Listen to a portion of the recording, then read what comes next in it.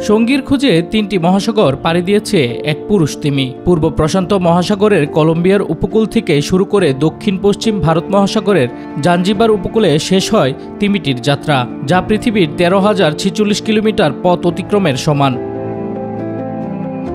বিশ্বের এমন অনেক প্রাণী আছে যারা প্রজনন ও সঙ্গী পেতে দীর্ঘ পথ ভ্রমণ করে। হামবেক তিমি সেই প্রাণীদের মধ্যে অন্যতম। তবে সম্প্রতি একদল সামুদ্রিক বিজ্ঞানী রয়্যাল সোসাইটি অপেন সায়েন্স নামে একটি বৈজ্ঞানিক জার্নালে প্রকাশ করেছে একটি তিমি সঙ্গী পেতে ৩টি মহাসাগর পাড়ি দিয়েছে।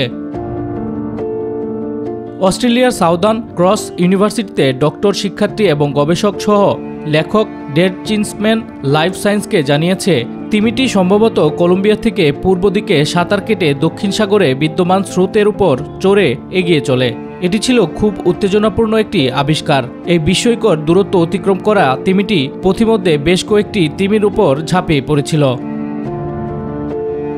নতুন গবেষণায় পর্যবেক্ষণ করা যাত্রায় দেখায় সর্বশেষ রেকর্ডে একটি স্ত্রী হ্যামবার্গ তিমি ১৯৯৯ সাল থেকে ২০০১ সালের মধ্যে ব্রাজিল থেকে মাদাগাস্কার পর্যন্ত ৯,৮০০ কিলোমিটার সাঁতার কেটেছিল।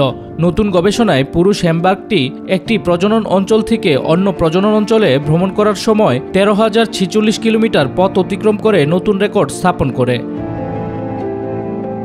তিমির অস্বাভাবিক এসব অভিযানের অন্যান্য কারণও থাকতে পারে বলে গবেষণায় উল্লেখ করা হয়। এর মধ্যে পরিবেশগত পরিবর্তন অন্যতম, যার ফলে খাদ্য সংকট প্রভাবিত হয়। এছাড়া জলবায়ু পরিবর্তন এবং অঞ্চলের হ্যামবেক তিমি জনসংখ্যা বৃদ্ধির ফলেও প্রজনন মৌসুমে পুরুষদের মধ্যে প্রতিযোগিতা শুরু হয়।